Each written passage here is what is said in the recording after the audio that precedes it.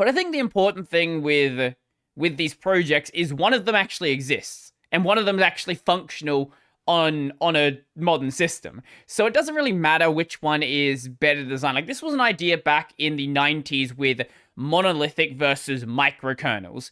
A lot of the operating system researchers, a lot of the operating system developers, people like that, were all on this idea that microkernels were the future. The problem is, at that point, there had never really been a massive, like, there are certainly microkernels that existed, but like Microsoft hadn't even tried to touch microkernels yet. When they did, that was the like Windows NT was the shining beacon for the microkernel supporters, and then Windows NT came out and it wasn't a microkernel. It was a hybrid kernel, which mixes the functionality of a microkernel and a monolithic kernel together. So instead of having all of your drivers in kernel space, you have some of them in kernel space, some of them in user space, and then you have an API layer or an ABI, whatever you want to call it, so those drivers in user space can connect to the kernel.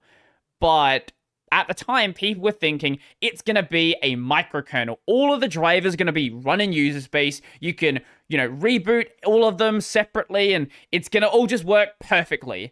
But that just never happened. The point I was getting at there was, even if something is technically a better design, which it's arguable whether microkernels actually were, even if something is a better design, what matters in the end is, what do you actually have that works? Like, say for example, you're considering buying a car, okay?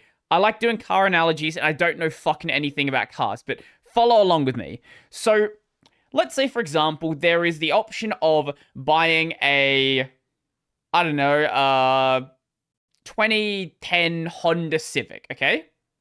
Or, at the exact same price, you could buy a Ferrari, okay? Like, whatever Ferrari, or like just whatever nice car you want, like some really fancy sports car, but it doesn't have an engine, okay? This is a really bad analogy. Why do you watch this show? I don't understand. So, let's say they're the exact same price.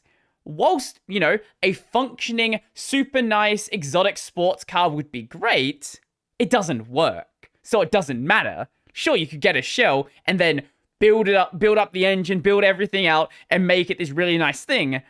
But it doesn't matter, because here's this car over here that already works, so which one seems like the better idea to go with? I know which one I would choose. Maybe some of you guys would go with the other one because you like building out extra things and you like spending that time and all that stuff, but I can see where most people would go, and it's pretty evident where most people would go when you look at the state of Linux, pretty much.